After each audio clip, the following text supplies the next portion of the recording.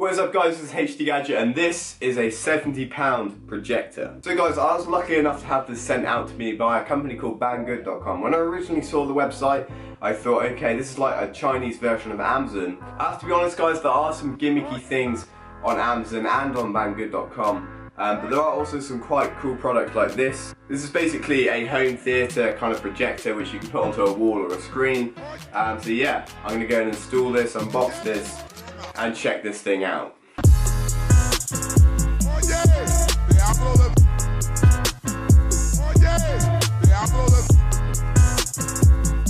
So guys, the box it came with was pretty simple. There was no real branding on this one. I have seen other models of this that look like they've been made in the same factory, but obviously they've had their own branding on them. But guys, I'm going to leave a link down below for where I got this off of banggood.com. So guys, when I originally saw that this thing was in a warehouse in China, I thought it was going to take a really long time to arrive.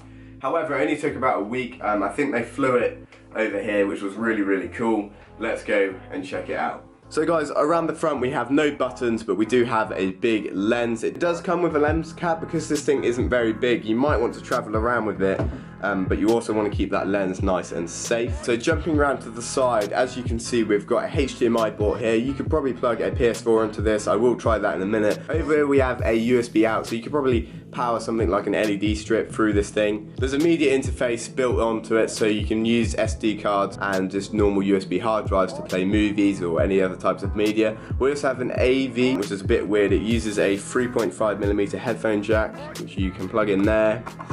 And then we've got our AV ports here, so you can play some old consoles on here like a Nintendo Wii. As well as that guys, we also have a headphone port on that side. You've got to try not to get these two mixed up. There is already a speaker on the device, but it's really not that good. The IR receiver is on the back, so you need to bear that in mind when you're positioning it, that the remote must be in direct line of sight to the IR receiver. We also have a VGA port over here, just in case that the device that you're using doesn't have HDMI. On top we have a selection of buttons. We also have these things on the side which you can use to focus your projector. Okay guys, so we've had a little look into the hardware of this device. Let's go and set it up. Okay guys, so I'm going to be casting my projector onto this wall over here. As you can see, I've got a big bit of wood going across here, so I want the projector to come up to about here. I don't want it to come too low, otherwise I won't be able to see it. However, we do have a great big purple light in the way. Let's just quickly turn that off. Okay guys, so this is the power cable that it came with. I live in the UK, so I'm not really going to be able to use this American plug, unless of course I plug it into this adapter. This adapter was included with the product. So you need to put it in roughly the right place, but then adjust it when the projector gets turned on and it's casting onto a wall. Once your power cable is plugged in, as you can see, we've got an LED indicator that's just lit up there. You can then go and hold down the power button. It will blink and then the projector should come to life. Now guys, you might think it is quite noisy. Listen to this. But the sound from a film will overpower this, or the sound from a game.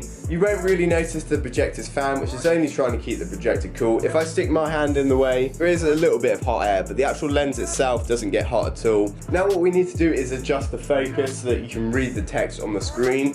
Because I've got nothing plugged in here, it will say no signal, which is exactly what I'm looking for. So guys, as you can see, the lens is moving around. At the moment it's popping out, and you want to get it just so you can see the individual pixels. Now your projector might be quite far down. There might be something obstructing the beams in the way. So I'm going to use a stool just to boost this up for the purpose of this review. It's not going to be a permanent feature to my room because it is quite big. Now as you can see, I've got the image on my wall. Now to make this more permanent, what you could do is attach it to a wall or put it on a shelf, meaning that you can focus it perfectly once and then not have to worry about it ever again. And there we are guys, as you can see, I could move it over a little bit to get it more central, which I will go and do right now. That looks pretty sick. Let's go and plug in a media source.